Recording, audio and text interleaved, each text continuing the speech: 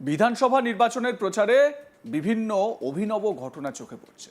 ইতিমধ্যেই প্রচারে বেরিয়ে এক ব্যক্তির দাড়ি কেটে দিতে দেখা গিয়েছে বীরভূমের দুবরাজপুরের বিজেপি প্রার্থী অনুপ কুমার সাহাকে। আর সেই ঘটনায় নাম না করে বিজেপি প্রার্থীকে কটাক্ষ করেছেন অভিষেক ব্যানার্জি।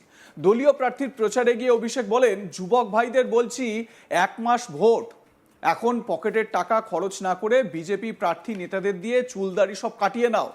মানে বিজেপি প্রার্থী যে দাড়ি কাটতে লেগে গিয়েছিলেন সেলুনে ঢুকে, সেই বিষয়টিকে খোঁচা দিয়েছেন অভিষেক। তো আগে আপনাদের ছবি দেখাই দাড়ি কামানোর। দেখুন বিজেপি প্রার্থী কিভাবে দাড়ি কামাচ্ছেন। মনে পড়ে যাচ্ছে নিশ্চয়ই আপনাদের এই দাড়ি কামানোর ঘটনাটি।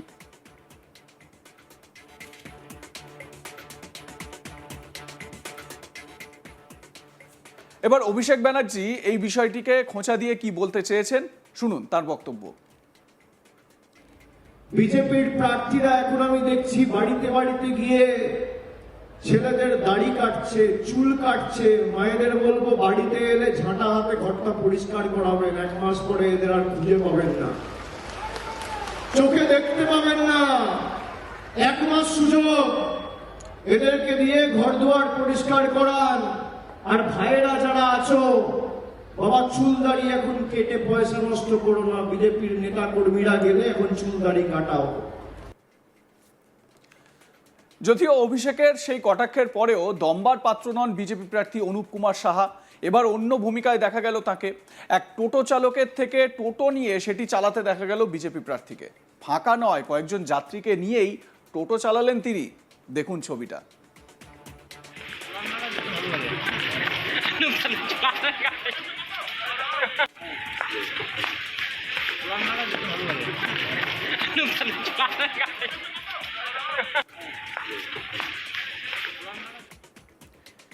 এই ছবি দেখে এটা অন্তত বলা যায় যে জুতো সেলাই থেকে চণ্ডীপাঠ, বিজেপির এই প্রার্থী সব কিছুতেই কিন্তু কামাল করে দেখাচ্ছেন।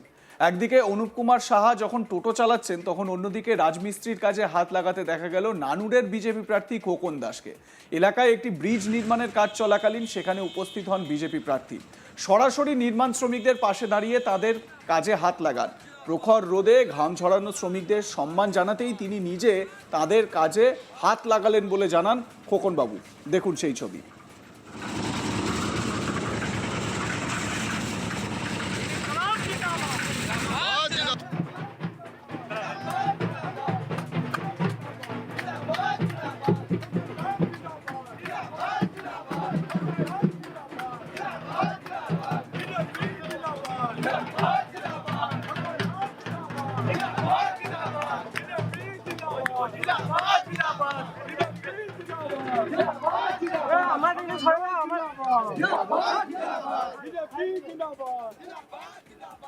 বিজেপি প্রার্থী খোকন দাস তিনি কি বলছেন শুনুন। তো আপনাদেরকে সম্মান আমরা জানাচ্ছি যে এই কাজটা ছোট কাজ নয়, বড় কাজ হয়েছে। শ্রমিকের কাজও ছোট কাজ নয়। এই কাজটা আপনাদেরকে একটু হেল্প করে আমি সহযোগিতা করে আমি আপনাদের ঘরের ছেলে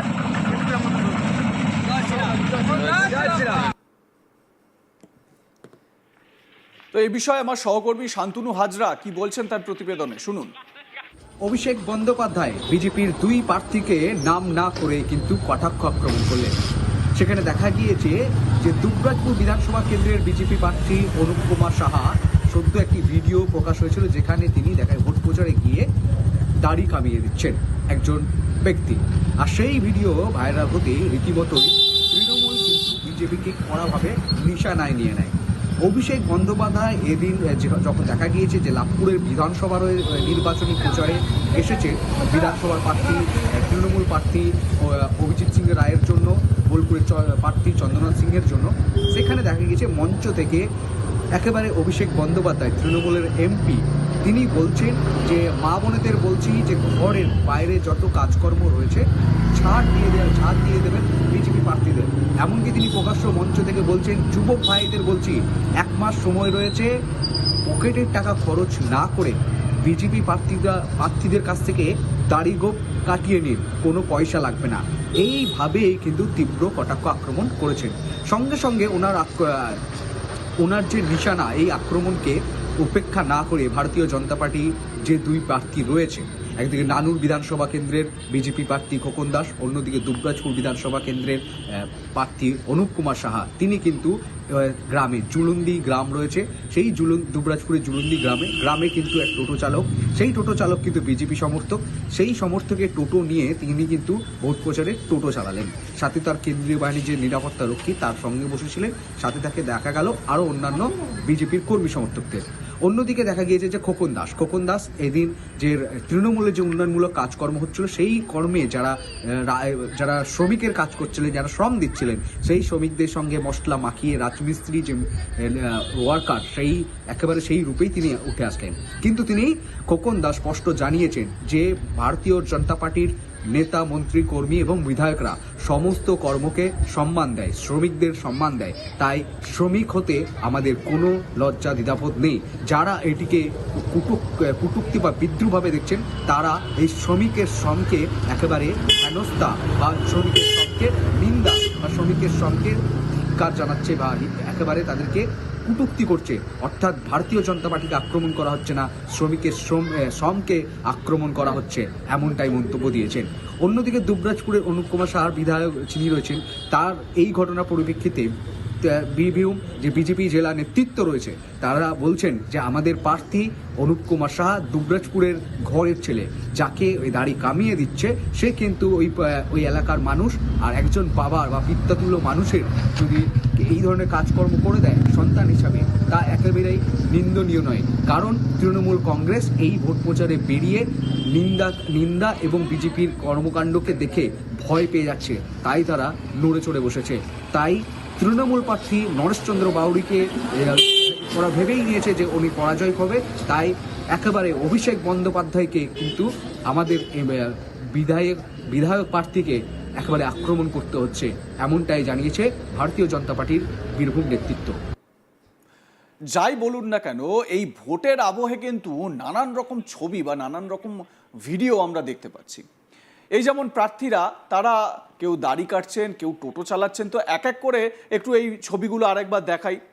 দুবরাজপুরের বিজেপি প্রার্থী অনুপ কুমার সাহা, তিনি দাড়ি কাটতে বসে গিয়েছেন এক ব্যক্তির। এবার দেখুন, দাড়ি কাটতে বা দাড়ি কামানোর কাজ তো তিনি পারেন না, তিনি প্রতীকী সেই কাজটা করতে গিয়েছেন। এবার যে ব্যক্তি সেখানে বসে দাড়ি কামাচ্ছেন, নাপিতের কাছে দাড়ি কামাচ্ছিলেন, সেইখানে টপাস করে চলে এলেন বিজেপি প্রার্থী দাড়ি কামাতে। একবার ভাবুন, সেই ব্যক্তি যিনি দাড়ি কামাতে এসেছেন তার কি অবস্থা হচ্ছে তখন। একটু এদিক ওদিক যদি হয়ে যায় তাহলে তো কেল্লা ফতে। এবারে এই প্রার্থী, এই অনুপ কুমার সাহা, তিনি আবার টোটো চালাতেও শুরু করে দিলেন। মানে তিনি একদিকে দাড়ি কামানোর কাজ করেছেন, তিনি সেই কটাক্ষের পরেও অভিষেক ব্যানার্জি কটাক্ষ করেছেন, তারপরেও তিনি দমেননি। তিনি আবার টোটো চালিয়েছেন, টোটো চালাতেও তাকে দেখা গিয়েছে। তো এই ধরনের মজার ভিডিও ভোট যত আরও সামনে আসবে তত কিন্তু দেখা যাবে। আপনাদের মতামত জানাতে ভুলবেন না। দেখতে থাকুন আজ তাক বাংলা, সাবস্ক্রাইব করুন আমাদের ইউটিউব চ্যানেলটি, বেল আইকন প্রেস করুন নোটিফিকেশন পেতে।